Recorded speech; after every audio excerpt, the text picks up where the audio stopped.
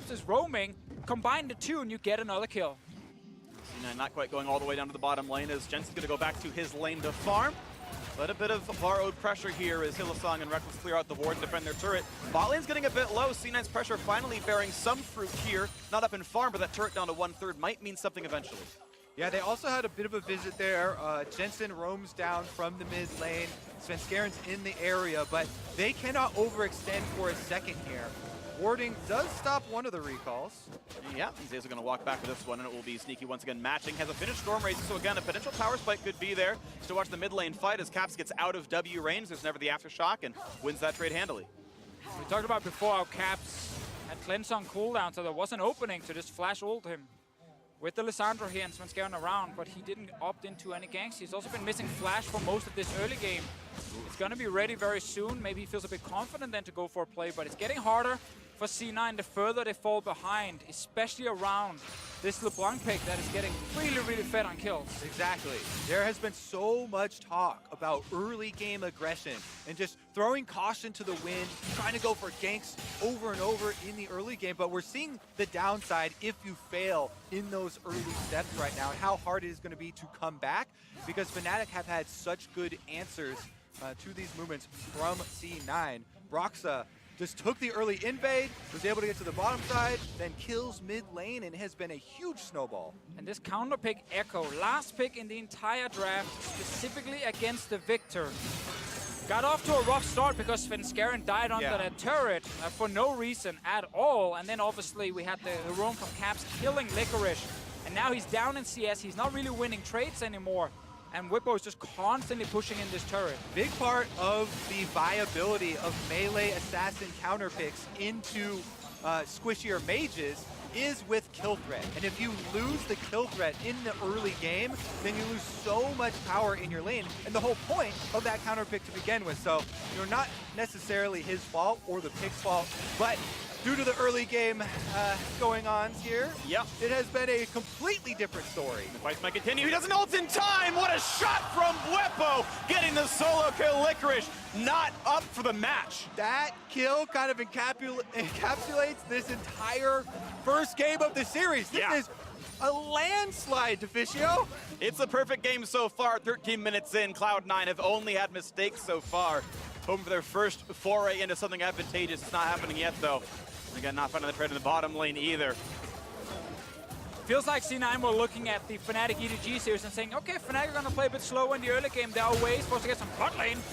Again, that big trade coming in, but with the shield coming in time for Zays, we gotta put the ult down, gotta find Reckless a bit. Almost gets shut down with the Q. The Ignite is burning. He should stay alive, but no, it's Cap over 2 walls. Finding a kill onto the turret, and it's 7-0 Fnatic. Yep, double distortion, waves high to Svenskeren on his way in to find the kill, and takes down Zazel. Fnatic really cannot do any wrong so far in this game, but now a TP flank, maybe something in for Cloud9, hoping to find the play as Jensen should be getting his upper route. The ult, oh, it's spell shielded by Reckless. He's running away, and here comes the rest of the squad. Finally a kill on the board, but Broxa already answers one. Hylissang doing well. Caps, it's a formality for this one. Whippo gets a kill on his TP. Jensen's certain to die as well. Look at the cleanup, it's 10-1. C9, they tried. They used Jensen's TP in the bottom lane against the two players from Fnatic, but early spell shield and Hylissang 1v1ing Sneaky that entire time. Bought enough time here for the rest of Fnatic to show up, and everyone showed up in the bottom lane to destroy Cloud9. That was, again, the first turret of the game. Yeah, even the Rift Herald spawned down here and has taken down the Cloud9 base. It's probably going to get off another charge here on the secondary turret if Whipple can move him up. Zazel going to do his best to stop it, but Shelly's got her sights set on that tower. And a big chunk's going to come through for sure. Well, it's actually insane how the Fnatic players mechanically are just executing every single skirmish. From the first gank in mid lane with the LeBlanc to the roams top lane, now bot lane as well. Let's see the setup. Nika goes in, has to flash out because of the knockup. He doesn't want to get bursted down. Spell shield just in time, as you called right there, Freak, to block the Lissandra ulti. Broxa cannot save Reckless, but will guarantee one kill, while Hylissang is still running around against Sneaky, and of course TP plus roam. Everyone else will die. Yeah, they left Sneaky alone with the support. Like, you okay over there, bro? No, he's not okay. Gets taken down as well. Now they're back at it. Well, fighting maybe a 3-on-2 if they go over the wall. Squires didn't quite find too much. Hillsong going to knock down a controller, jumps over the wall, no problem there for him. And Reckless so far has been really good at getting away from everything. Cloud9 again failing another opportunity to go for a pick, and they can't find it. But we can see very early on, 15 minutes in, C9 is saying, okay, this laning phase is now working. They start grouping as 5, looking for a pick top lane.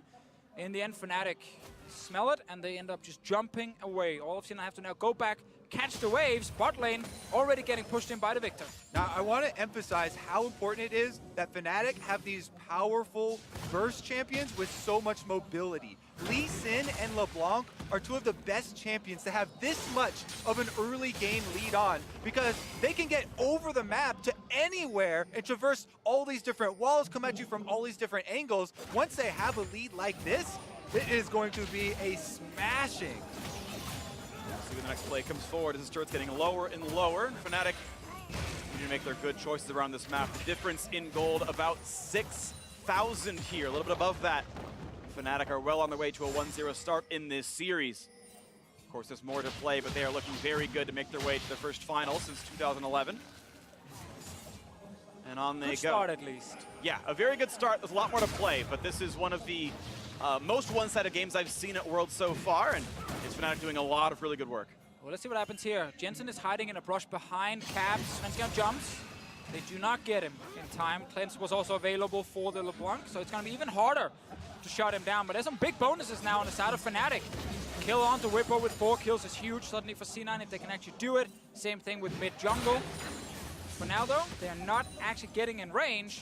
Whenever C9 are trying to move out of lane, group, and find that one pick, Fnatic just back off. Yeah, I mean, you just kind of go down the checklist now. It's very easy for them to move wards into the Cloud9 jungle, and very difficult for Cloud9 to actually take any of those fights, because we talked about how mobile the Fnatic carries are that have gotten a lot of these kills. There's 3 on Whippo, or there's 4 on Whippo, 3 on Broxa, and 3 on Caps there. And even if Reckless is around, he could pop the Sivir speed boost to chase people down. So it makes Cloud9 have to kind of cower behind their turrets right here because of the enormous lead that Fnatic are working with. Again, damage on Rose just at half HP. They're going to dive right in the charm and the knockup. And another kill goes in after the mid turret falls as well. Fnatic continue to take more and more. And there has been also big differences in play from game to game at this tournament. Cloud9 in this game, a lot of early mistakes that we hadn't quite seen from them so for much of this stage of Worlds, yet coming right now, it's just all crashing down at the same time. I definitely agree that Svenskaren's play top lane was a mistake. I think a lot of the other situations, Fnatic just managed to get really good, attacks towards them, like in through minion waves, the flash forward from Caps in mid, like things like that. I think C9 were just not ready for in the moment. Was to me a great setup. For sure, big outplays on Svenskaren's, however, that one, no clue.